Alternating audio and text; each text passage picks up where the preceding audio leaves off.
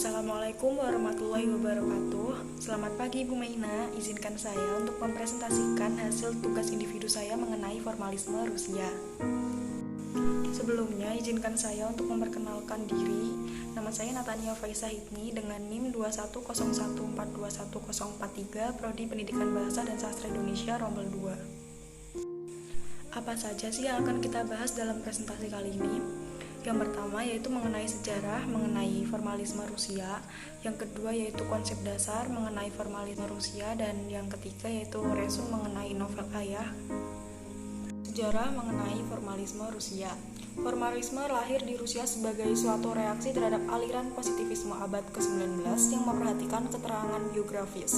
Selain sebagai reaksi terhadap aliran positivisme, menurut Ehrlich 1980, adanya aliran formalisme juga beriringan dengan berkembangnya kecenderungan penolakan terhadap pendekatan tradisional yang selalu memberikan perhatian terhadap hubungan karya sastra dengan disiplin sejarah, psikologi, dan sosiologi.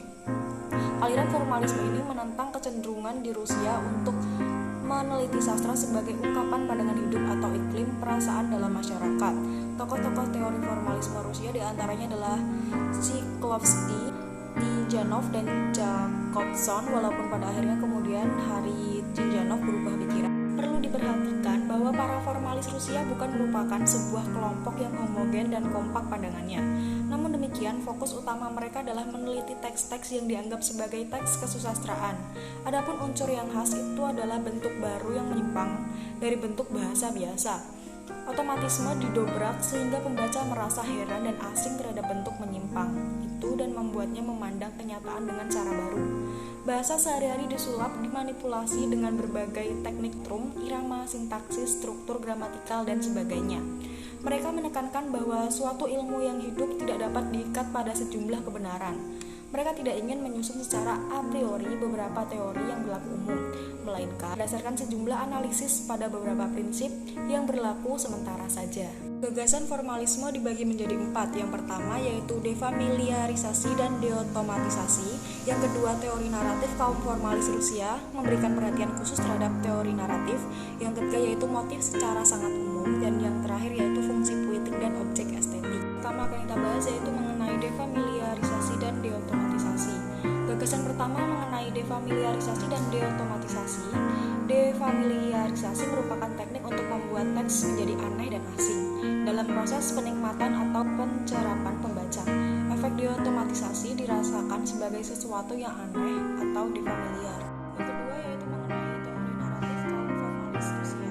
Gagasan kedua mengenai teori naratif kaum formalis Rusia memberikan perhatian khusus terhadap teori naratif untuk kepentingan analisis teks naratif. Mereka menekankan perbedaan antara cerita, alur, dan motif. Menurut mereka yang sungguh-sungguh bersifat kesusastraan adalah alur, sedangkan cerita hanyalah bahan mentah yang masih membutuhkan pengalaman. Yang ketiga adalah analisis motif secara sangat umum. Gagasan ketiga mengenai analisis motif sangat umum. Motif berarti sebuah unsur yang penuh arti dan yang diulang-ulang di dalam satu atau sejumlah karya. Di dalam suatu karya, motif merupakan unsur arti yang paling kecil di dalam cerita. Pengertian motif di sini memperoleh fungsi sintaksis. Bila motif itu dibaca dan direfleksi, maka pembaca melihat motif-motif itu dalam keseluruhan dan dapat menyimpulkan satu motif dasarnya. Yang keempat yaitu fungsi puitik dan objek estetik. Gagasan yang terakhir mengenai fungsi puitik dan objek estetik adalah fungsi mengacu pada penempatan suatu karya sastra dalam suatu modul komunikasi yang meliputi relasi antara pengarang, teks, dan pembaca. Istilah ini muncul sebagai reaksi terhadap studi sastra formalisme yang terlalu paku pada aspek sarana kesusastraan tanpa menempatkannya dalam konteks tertentu. Kemudian kita akan membahas mengenai ringkasan analisis novel Ayah karya Andrea Hinata. Menurut artikel dalam analisis novel Ayah karya Andrea Hinata yang disetujui oleh Diana Kristiani dari SMP 1 Dawe Kudus pada tanggal 7 Oktober 2017, latar belakang menggambarkan alur dan bahasa artikel ini. Dari sudut pandang teori formalisme Rusia hingga novel puitis, artikel ini menganalisis plot novel dan linguistik. Jadi jika Anda melakukan analisis, novel ini memiliki alur cerita yang lengkap, dari keleluasaan hingga konflik, klimaks, dan penutupan. Seringkali cerita-cerita ini merupakan bagian dari sebuah konflik. Hal lain yang menarik adalah cerita tersebut benar-benar menggunakan sudut pandang orang ketiga atau omniscient. Studi tentang bahasa novel-novel syair ini sebagian besar telah diusulkan oleh para formalis yang berpendapat bahwa aspek-aspek tertentu dari bahasa mendominasi karakteristik hasil sastra seperti saja atau irama, sementara aspek-aspek lain sering mendukung dominasi ini. Hal ini menunjukkan pentingnya unsur kebahasaan dalam karya sastra. Ciri kebahasaan novel yang paling dominan adalah penggunaan ekspresi figuratif seperti metafora, personifikasi, alegori, dan hiperbola.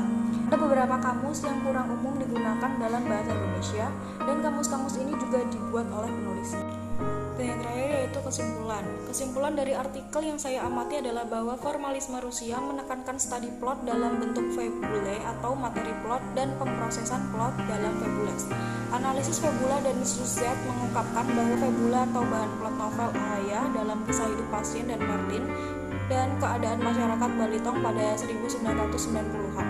Bagian terakhir dari cerita ini sangat tidak terduga bagi pembaca, karena fabula berubah menjadi plot yang bagus dengan plot inversi dengan beberapa potongan yang menarik.